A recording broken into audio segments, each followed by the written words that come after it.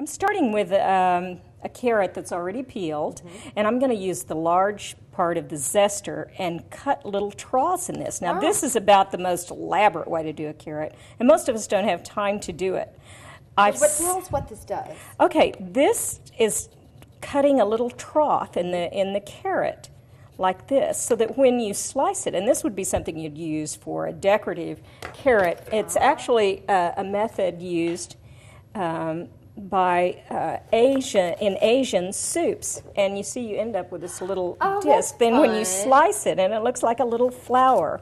It sure does. There's a lovely Chinese soup of good fortune that's made, and it has these little carrots floating in it, so it's like you get this nice little dish with the little flowers floating in it. I love it. So it's and lovely. That's a fancy knife as well. Now this is a santuko, and it has a flat blade. I like it for cutting vegetables because then I can just scoop this up. There you go. And put it in whatever I'm using it. So that's really great to do. It has holes in it, and that's the way this particular design is made, because that is less resistance against whatever you're cutting through, which is kind of an interesting thing. This blade is not as stiff as some, and I don't like that part of this particular knife.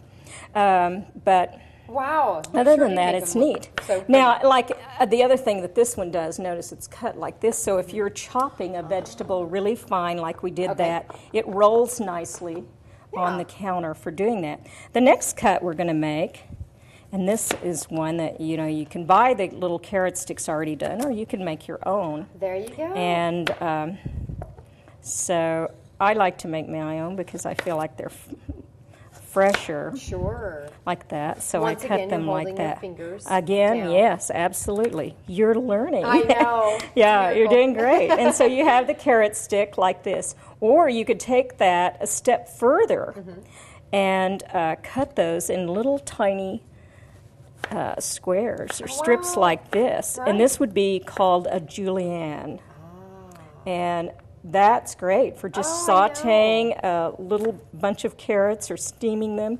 It's wonderful. It adds color to the plate. Oh, yes, very pretty. And you can put them in a salad or whatever. But I think if you're having trouble getting children to munch on something, they'd love to eat a little carrot flour too. So there are lots of ways. You don't have to be making soup of good fortune to enjoy those, or they would be pretty in a salad. So that's nice to do. And then another thing to note on carrots is you see sometimes things are cut on the diagonal, and I like to do that.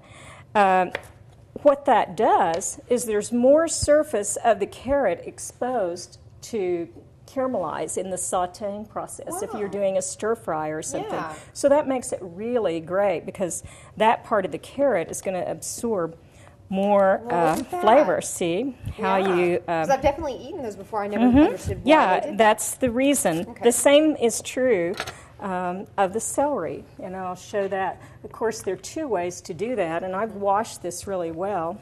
So for soup, I would take the ends, and I trimmed this once when I was washing it, and I also checked the insides to make sure that I had it. And this, of course, I like to just take a little bunch of celery or a celery stick, and you can just start down it. And the reason I do this at the beginning of having the celery in my refrigerator is because it fits the refrigerator drawer better. It's always so long.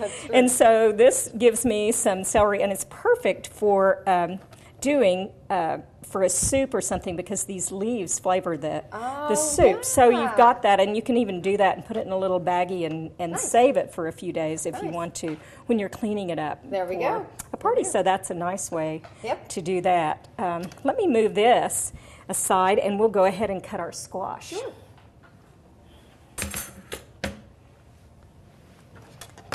So we'll move our handy-dandy board here. And we have some zucchini squash and yellow squash, and these are, of course, easier to cut because they're soft vegetables. And I like to just take the ends off, and there are a couple of ways you can do it. If you want all rounds, then just slice the squash very simply. Now, sometimes you'll have a little place like this on the squash, and I like to just There sort you of go. scrape that off. Wow. Kind of like you would do with a carrot or Sure. something that you were preparing. And then that's Definitely comes out of the off way. easy. Oh, That's yes, great. yes, absolutely. And then you may want to have little half rounds. Okay. I think it's fun to have a variety of Yeah. shapes in a dish. If you have a dish that has several vegetables, Yeah. you can use a variety of Definitely. shapes. So you could have the little half moons, there we go. or if you need little pie-shaped wedges, you can do it like that Look and at have that. them, but cut the lengthwise Yep. method first. And then zucchini, I love to do zucchini sort of like the julienne, but a large-sized julienne. So I want it to be segments about 2 inches long, and then I cut sort of like a little grid down this way, and then down this way. Wow. And there I have this. Again, we have a lot of surface exposed, so if I put that in to cook with some carrots, for instance, in a stir fry, I'd start the carrots because the vegetable is more firm. Okay. And then I go to the softer vegetable. There So we go. that works great. So There we those are go. my suggestions I for love it. some of these other Well, vegetables. it's beautiful. Very easy. Yeah. Let's see it.